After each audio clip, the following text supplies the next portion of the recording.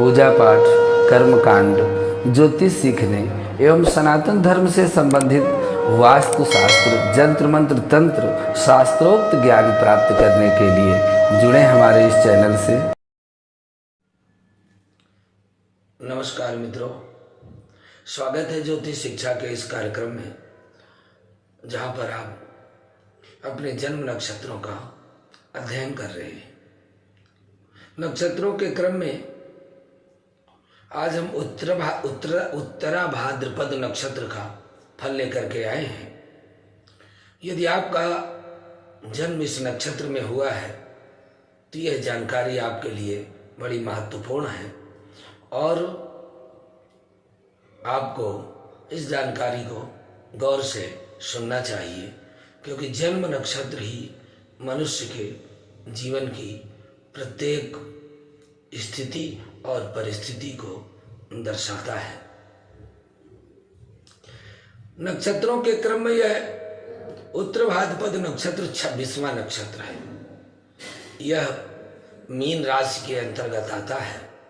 इसमें दू, था, झा और इया ये 4 चरण आते हैं। राशि चक्र में उत्तर भाद्रपद नक्षत्र की स्थिति मीन राशि में आती है और उत्तर भाद्रपद नक्षत्र 2 तारों के समूह को मिलकर के पहचाना जा सकता है। यह नक्षत्र एक पलंग और मंच की भांति यह मंच की आकृति में दिखाई देता है। यह एक सोफे के पिछले पाए की तरह दिखता है। ज्योतिष शास्त्रियों के अनुसार यह नक्षत्र शयन या मृत्युशैया का पांव माना गया है। एक अन्य मत से यह नक्षत्र शुभ पाया माना गया है। यह योग व्यक्ति को मोक्ष प्राप्ति के लिए बड़ा श्रेष्ठ नक्षत्र है और इस योग में युक्त व्यक्ति शनि की दशा में ज्ञान और वैराग्य की ओर उन्मुख होता है। इस नक्षत्र को संतुलित नक्षत्र माना जाता है। इसी कारण से इस नक्षत्र में जन्म लेने वाले व्यक्ति के स्वभाव में संतुलन बना रहता है। उत्तरा भाद्रपद नक्षत्र के अधिष्ठात्र देवता अहिर्बुधन या अहिर्बुधन्य हैं, जो लिंग पुरुष हैं। इसलिए यह नक्षत्र गुरु की मीन राशि के अंतर्गत आता है और इस नक्षत्र के स्वामी शनि होते हैं। उत्तर भाद्रपद नक्षत्र क्रोध को नियंत्रण करने वाला है।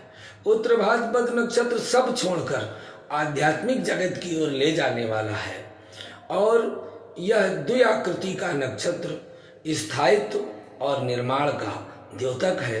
यह एक स्थिर संज्ञक नक्षत्र है। इसमें गृह निर्माण अन्य शुभ कार्य किए जाते हैं।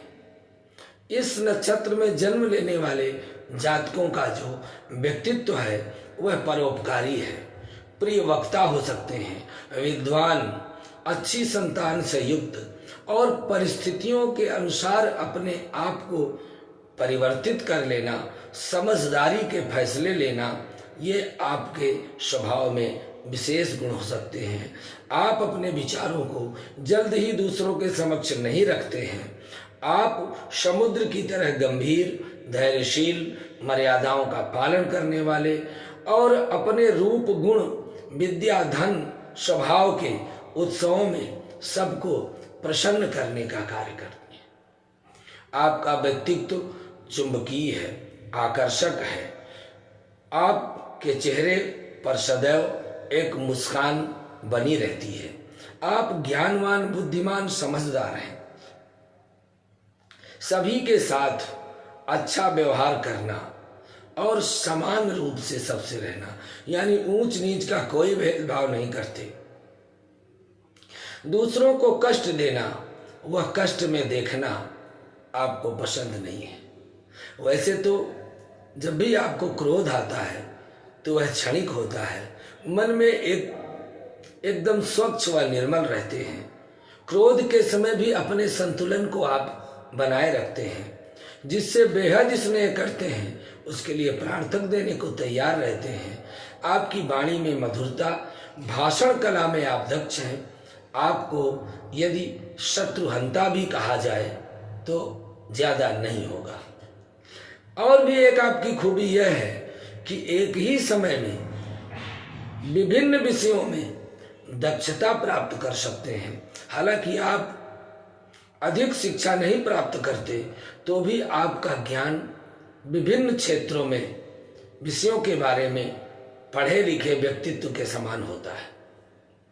ललित कलाओं में आपकी रुचि है, आप विस्तृत लेख पुस्तकें लिखने में सक्षम हैं। अपनी साधारण और असाधारण योग्यता क्षमता के कारण आप अपने कार्य के क्षेत्र में एक सम्मान और एक ख्याति जरूर प्राप्त करते हैं। आलस्य आपके जीवन में कोई महत्व नहीं है। जब आप किसी काम की करने की ठान लेते हैं तो उसे पूरा करके ही दम लेते हैं। इसलिए पूरा असफलता हाथ लगने पर भी आप निराश नहीं होते। आपको हवाई किले बनाना पसंद नहीं है, यानी आप यथार्थ और सच में विश्वास रखते हैं। चारित्रिक रूप से आप काफी मजबूत हैं, विषय वासनाओं की ओर आकर्षित नहीं होते हैं। आपकी बुद्धि कुशाग्र बुद्धि है, दार्शनिक बुद्धि है, शांत प्रिय है, समाज में प्रतिष्ठित, उदार चित्त, सोच समझकर कार्य करने वाले, तकनीकी कार्यों में आप सिद्धहस्त हैं, अनुभव है। अपनी बातों पर आप कायम रहते हैं और जो कहते हैं वो करके दिखाते हैं। दया की भावना आप में कूट कूट कर भरी होती है।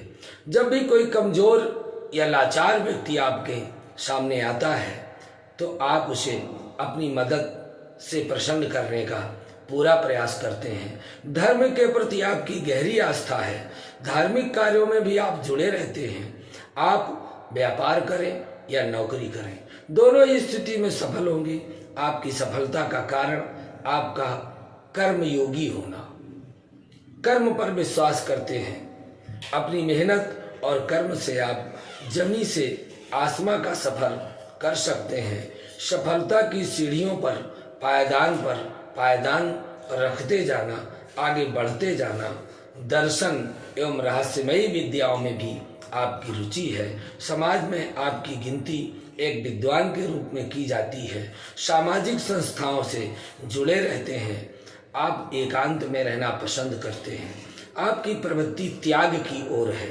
आप दान देने में विश्वास रखते हैं। समाज में व्यक्तित्व के कारण आपको काफी उच्च सम्मान प्राप्त होता है और आपकी प्रौढ़ावस्था सुख और आनंद में व्यतीत होती है। कार्य क्षेत्र में यदि आपका व्यवसाय देखा जाए तो आपकी विभिन्न चीजों में रुचि है, दक्षता होती है। आप अधिक पढ़े लिखे न हो पर आप में ज्ञान पूर्ण है। ललित कलाओं में आपकी रुचि विशेष लगाव है। लेखन में जुड़े कार्यों में आपके लिए अच्छा है।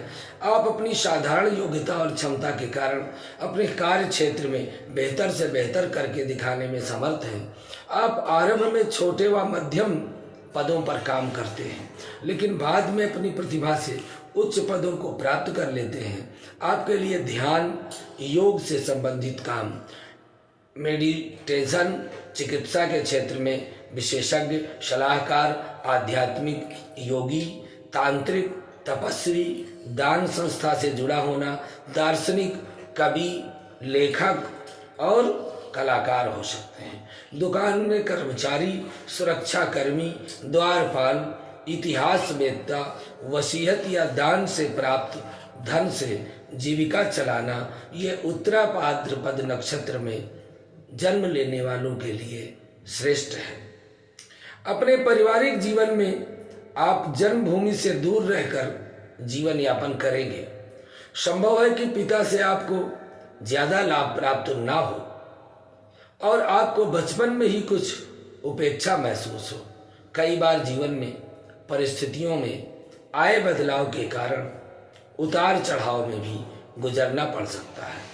आपका वैवाहिक जीवन खुशियों से भरा होगा। आपका जीवन साथी अत्यंत योग्य होगा। आपकी संतान भी आपकी असली पूंजी होगी। विवाह के बाद आपका असली भाग्योदय होता है। आपकी संतान आज्ञाकारी, समझदार और बड़ों का आदर करने वाली होती है। इस नक्षत्र में जन्म लेने के प्रभाव से आपके अंतर्गत शरीर का दायां भाग स्वीकार किया जाता है, जिसमें टांग, मांसपेशियां, पदों के तल, पैर के पंजे इस नक्षत्र को पित्त के कारक माना गया है। जन्म कुंडली में अथवा गोचर में इस नक्षत्र से पीड़ित होने पर व्यक्ति को इन अंगों में तकलीफ होती है, बीमारी होती है, परेशानी आती है। जातक को गठिया, दर्द, अपच, कब्ज, हार्निया की तकलीफ हो सकती है। वैसे तो आपका स्वास्थ्य सामान्य है, अच्छा रहता है, लेकिन कई बार खान पान की लापरवाही के कारण आप वायु विकार का शिकार हो सकते हैं। वेदों में जो आपके इस नक्षत्र को स्थान दिया गया है, उस नक्षत्र का वैदिक मंत्र है ओम स्यो नामा सिद्धिस्त्यो पिता नमस्ते अस्तु माहि द्वंसी निवर्त्याम्यायुखे ताद्याय पजननाय राय सोस्पाय सुवीर्याय अहिर्बुधनाय नमः। इस तरह से यह नक्षत्र का जो वेदों में स्थान प्राप्त हुआ है, उत्तराभाद्रपद नक्षत्र के यदि बुरे प्रभावों से आप बचना चाहते हैं तो आपको नित्य माँ भगवती के दुर्गा कवच का पाठ, दुर्गा सप्तशती का पाठ और भगवान शिव का पूजन करना चाहिए। गुरुवार के दिन माथे पर केसर का, हल्दी का तिलक लगाना चाहिए। भगवान विष्णु का पूजन, शालिग्राम भगवान का पूजन करना चाहिए। इस नक्षत्र में जन्मे जातक को पीले वस्त्र, पीले फल, चना गुड़, चने की दाल का दान करना शुभ होता है।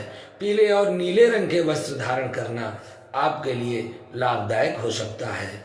इस तरह से यह जो आपका जन्म नक्षत्र उत्तराभाद्रपद है, इसकी मीन राशि है और जलचर वत्स्य है, गौ योनि है, व्याघ्र महाबैर है, स्वामी गुरु है, गण मनुष्य है, नाड़ी मध्य है, तत्व जल है और स्वभाव ध्रुव संज्ञक है। इसके देवता अहिर्बुधन है और जो इस नक्षत्र का वेद नक्षत्र है वह हस्त नक्षत्र है। इसलिए आपको अपने जीवन में उन्नति प्राप्त करने के लिए अपने जन्म नक्षत्र पर प्रत्येक मास में आपको दुर्गा सप्तशती का पाठ और भगवान शिव का पूजन अवश्य करना चाहिए। इससे आपके जीवन के बहुत सारे संकट ऐसे ही दूर हो सकते हैं। यह आपके उत्तराभाद्रपद नक्षत्र का फल हमने आज आपको दिया। इसी क्रम में अगले नक्षत्र का फल लेकर पुनः उपस्थित होते हैं। आज के लिए बस इतना ही। नमस्कार।